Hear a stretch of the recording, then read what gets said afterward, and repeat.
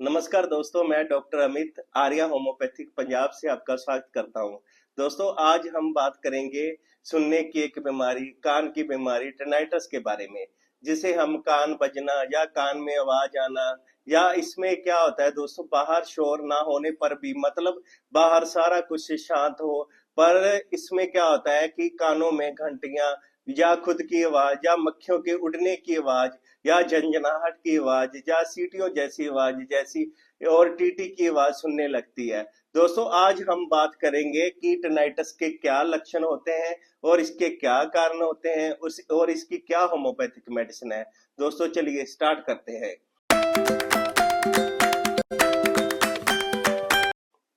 और दोस्तों, अगर आप मेरे चैनल पर नए हैं तो प्लीज प्लीज प्लीज मेरे चैनल को सब्सक्राइब करिए और साथ में बेल वाला बटन जरूर दबा दीजिए। दोस्तों, जब मेरा नया वीडियो आएगा तो आपको नोटिफिकेशन मिल जाएगा, आपको मैसेज आ जाएगा और आपको पता लग जाएगा। दोस्तों, अब टिनाइटस, जिसे हम कान बजना या कानों में आवाजें आना, दोस्तों टिनाइटस को कानों में घंटी बजने की सनसनी के रूप में जाना जाता है।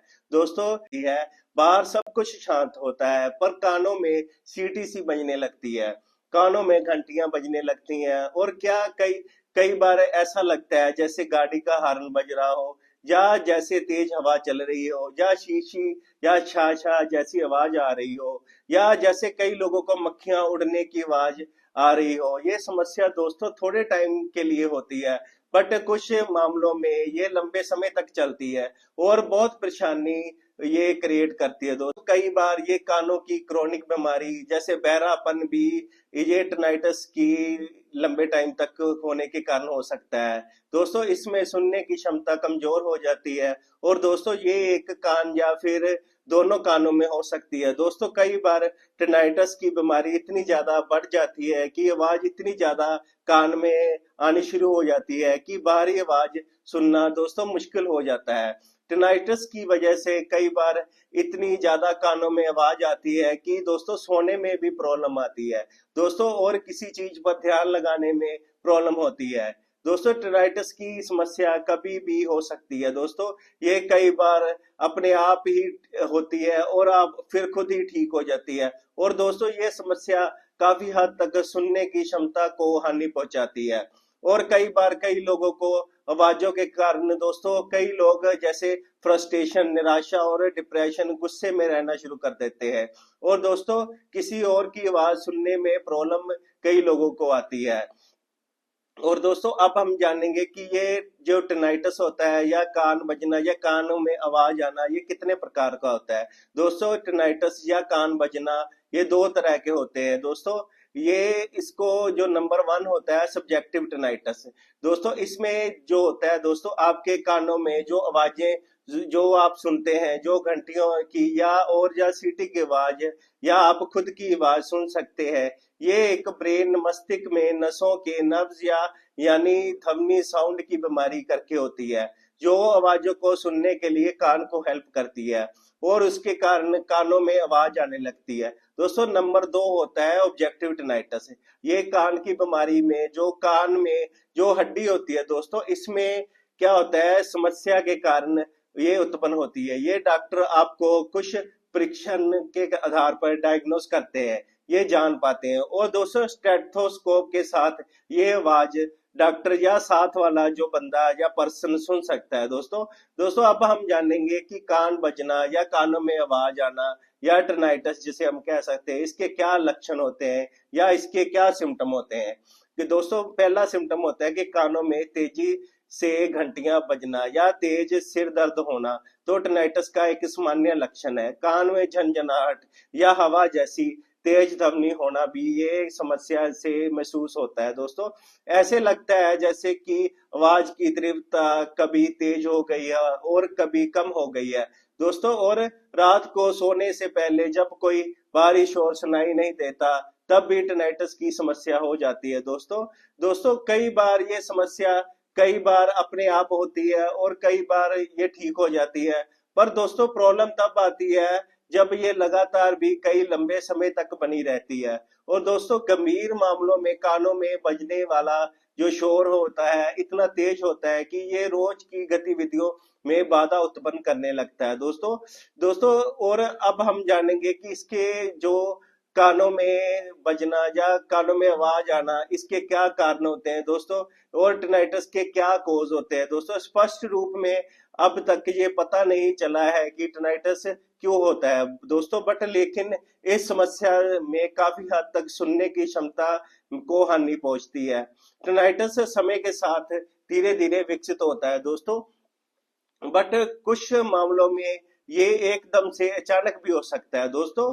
दोस्तों पहला जो मेन कॉज होता है दोस्तों, आयु बढ़ने के कारण बुढ़ापे में टिनाइटस की बीमारी या प्रॉब्लम आ जाती है, ये सुनने में परेशानी हो सकती है दोस्तों। लगातार तेज आवाज सुनना, जो लोग ज्यादा फैक्ट्रियों में काम करते तेज आवाज में रहते हैं, जो तेज आवाज सुनने के कारण अंदरूनी कान में क्षति हो जाती है, जिसके कारण भी कान में सुनने में प्रॉब्लम होती है दोस्तों।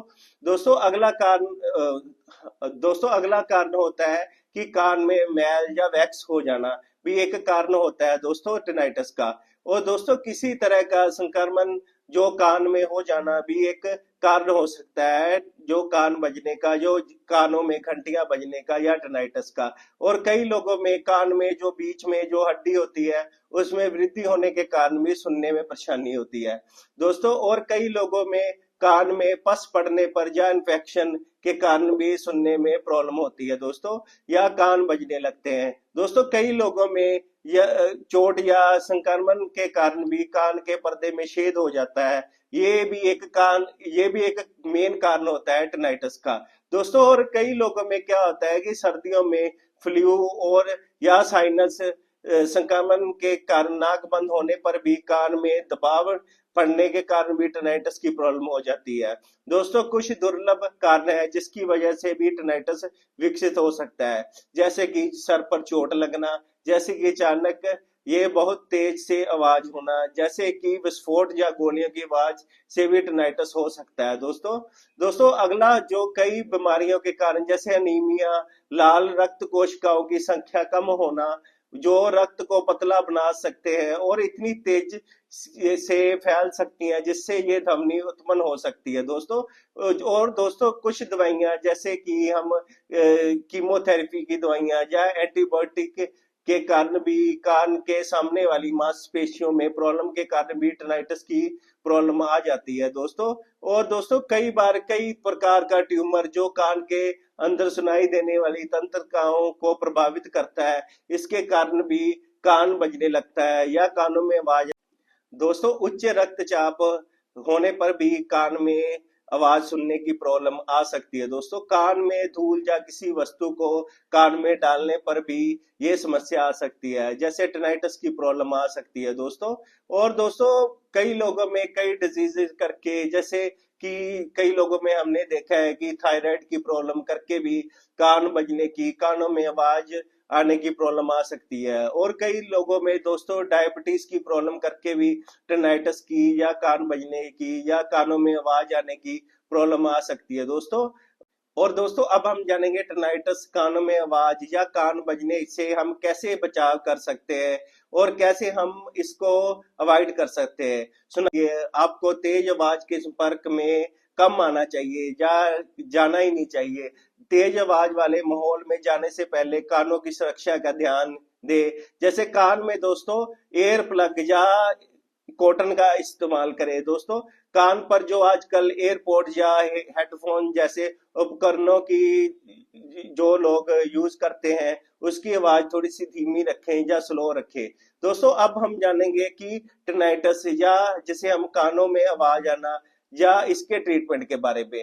एलोपैथी में दोस्तों कोई इसका बढ़िया इलाज नहीं है, होम्योपैथी में इसका बहुत बढ़िया ट्रीटमेंट है। अगर दोस्तों आप थोड़ा सा लॉन्ग टाइम होम्योपैथी लेते हैं तो टिनाइटस या कानों में आवाज आना को ठीक कर सकते हैं दोस्तों। आज हम बात करेंगे होम्योपैथी की जो बेस्ट मेडिसिन है दोस्तों। होम्योपैथी में जो बेस्ट, जो नंबर 1 मेडिसिन है दोस्तों, कालीम्यूर 30। ये बहुत बढ़िया मेडिसिन है दोस्तों टिनाइटस के लिए, जिसमें कि कान में इन्फेक्शन हो गई हो और कान में पस निकल रही हो और जिसमें एयर डिस्चार्ज जिसे हम कह सकते हैं, और कान में से टिक टिक कट कट की आवाज आती हो, और कान में से सूजन हो गई हो, और सुनना कम हो गया हो दोस्तों, इसकी 2-2 बूंदे 15 दिन तक सुबह शाम लेनी चाहिए दोस्तों। और दोस्तों जो नंबर 2 मेडिसिन है नेट्रम सिलिसिलिकम 30, ये भी कान बजने के लिए बहुत बढ़िया मेडिसिन है। और टिनाइटस मीनियर डिजीज कारण हो गया हो, इसमें क्या होता है दोस्तों कि आवाज आने लगती है और कान में से, और साथ में चक्कर आने लगते हैं और सुनना कम हो जाता है दोस्तों। खड़े होने पर भी ये चक्कर बढ़ जाते हैं और लेटने पर चक्कर कम हो जाते हैं। और इस स्थिति में इस मेडिसिन की 2-2 बूंदे सुबह शाम 15 दिन तक लेनी चाहिए दोस्तों। अगली मेडिसिन है चिनोपोडियम 30। ये मेडिसिन दोस्तों उन लोगों में, उन केसेस में लेनी चाहिए जिनमें कि उसके कानों में बहुत ज्यादा आवाज आती हो, और उसके साथ में जो बैठे आदमी को, जो साथ में बैठा आदमी है उसको आवाज ना सुनाई देती हो, और आवाज भी जैसे घंटियों की आवाज, छन छन की आवाज और सीटी की आवाज आ रही हो, और तेज आवाज आ रही हो। और जैसे इसमें क्या होता है दोस्तों, जो आवाज तो आती है बट साथ में आपको आपके हार्ट की आवाज, जैसे धड़कन की आवाज भी सुनाई देती है, जैसे डिप टिप टिप टिप, ये भी एक मेन लक्षण होता है दोस्तों। अगर इसकी 2-2 बूंदे सुबह शाम 15 दिन तक लेते हैं तो बहुत बढ़िया टिनाइटस में आराम मिलता है दोस्तों। अगली मेडिसिन है चिनिनम सल्फ। ये उन केसेस में लेनी चाहिए दोस्तों जब आपके कानों में घंटियों की आवाज सुनाई देती है, और बहुत ज्यादा अलग अलग तरह की आवाज सुनाई देती है, जैसे कि पंछियों की आवाज सुनाई देती है, और दोस्तों आपके सुनने को कम कर दे, और साथ में सिर दर्द की प्रॉब्लम रहती हो। और दोस्तों इसकी 2-2 बूंदे अगर 15 दिन तक सुबह शाम लेते हैं तो बहुत बढ़िया मेडिसिन है दोस्तों। अगली जो एक मेडिसिन है जिंको बाइलोबा क्याऊ। अगर उम्र बढ़ने के साथ आपको सुनने में प्रॉब्लम होती है, और ये कान बजने लगे, और टिनाइटस की प्रॉब्लम हो, या आवाज आने लगे, ये दिमाग की कमजोरी करके होती है, ये ब्रेन के नर्व के वीकनेस के लिए बहुत बढ़िया, और न्यूरोलॉजिकल प्रॉब्लम को ठीक करने के लिए बहुत बढ़िया ये मेडिसिन है, और कानों में सुनने में प्रॉब्लम को कम करती है दोस्तों। इसकी 20-20 बूंदे सुबह शाम 1 मंथ तक लेनी चाहिए दोस्तों। होम्योपैथी कान बजने में, टिनाइटस कानों में आवाज आने के लिए बहुत बढ़िया मेडिसिन है दोस्तों। अगर आप लॉन्ग टर्म 3 या 4 महीने तक होम्योपैथी लेते हैं तो इसका बहुत बढ़िया आपको रिजल्ट मिलेगा। टिनाइटस में, कान बजने में, कानों में आवाज आने में बहुत बढ़िया आराम मिलेगा। और दोस्तों अगर आपको मेरी वीडियो अच्छी लगी हो तो प्लीज मेरी वीडियो को सब्सक्राइब करिए, और कमेंट सेक्शन में कमेंट करिए, और प्लीज शेयर करिए। और थैंक यू दोस्तों।